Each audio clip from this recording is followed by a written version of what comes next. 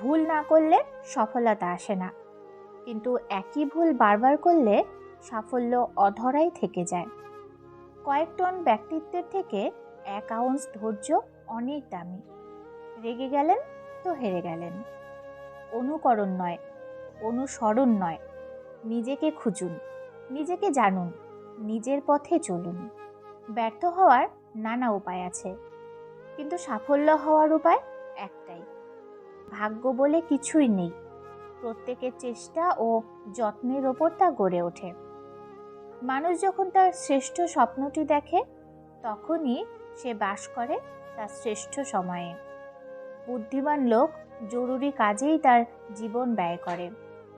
নিজেকে খুঁজে বের করাই জীবন নয়, বরং নিজেকে সৃষ্টি করাই জীবনের অপর নাম।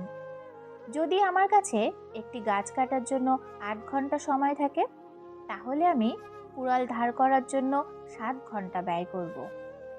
ঈশ্বর আমাদের সফলতা চায় না, তিনি চান আমরা যেন চেষ্টা করি। অপরের দোষ অপেক্ষা নিজের দোষ যাচাই করা উত্তম। কখনো কখনো জীবন আপনার মাথায় ইট দিয়ে আঘাত করবে, তখন বিশ্বাস হারাবেন না। লোকে যাই বলুক, যাই অনুভব করুক, নিজের কাছে আমি অনন্যা। সফল মানুষ হওয়ার চেষ্টা করার থেকে মূল্যবোধ সম্পন্ন মানুষ হওয়ার চেষ্টা করো। নতুন কিছু করাই তরুণের ধর্ম। আত্মহত্যা নয়, আত্মসমৃদ্ধি জীবনের উদ্দেশ্য, আর তা কেবলমাত্র সম্ভব জীবন উপভোগের মাধ্যমে। জ্ঞান হলো সকল প্রকার সম্পদের জননী। আমার অভিধানে অসম্ভব নামে কোনো শব্দ নেই। যারা অপেক্ষা করে তারাই পায়, আর তারাই হারায় যারা তাড়াহুড়ো করে। যে অপেক্ষা করতে জানে তার কাছে সব কিছুই আসে। অনুকরণ করে কোনো মানুষ কখনোই বড় হতে পারে না। সাফল্যের 3টি শর্ত। নাম্বার 1, অন্যের থেকে বেশি জানুন।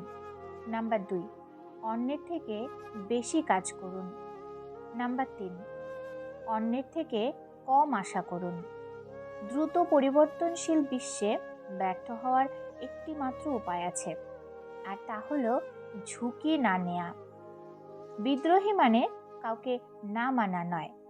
যা বুঝি না তা মাথা উঁচু করে বুঝি না বলা। চূড়ান্ত বিজয় অর্জিত হওয়ার পূর্ব পর্যন্ত লড়াই সব সময়। সত্য কথা সুস্পষ্টভাবে বলো, যাতে অসাধুরা ভয় পায়। যখন সম্ভব হাসুন, কারণ এটি হলো সবচেয়ে সস্তা ঔষধ। বিশ্বাসের অভাবেই মানুষ চ্যালেঞ্জ নিতে ভয় পায়। আমি নিজের ওপর সব সময় বিশ্বাস রাখি। যদি সূর্যের মতো আলো ছড়াতে চাও, আগে এর মতো জ্বলতে হবে। আমাদের ধৈর্য আমাদের শক্তির চেয়েও বেশি কিছু দেয়। সুখ ভবিষ্যতের জন্য রেখে দেওয়ার বিষয় নয়, বরং এটি বর্তমানের জন্য। নিজের জন্য নিজেকেই এগিয়ে আসতে হবে, চিন্তা করতে হবে, ভাবনার সাথে প্রায়োগিক বাস্তবতার সন্নিবেশন ঘটাতে হবে। যে অলস, অলব্ধ লাভ তার হয় না। একটি দোষ বহু গুণকেও গ্রাস করে। গতকাল চলে গেছে, আগামীকাল এখনো আসেনি। আমাদের জন্য আজকের দিন এখনই শুরু করা যাক। অনেক সময় মানুষ ভাবে এক, হয় আর এক। এর জন্য তার ভাগ্য দায়ী নয়, দায়ী তার কর্মফল।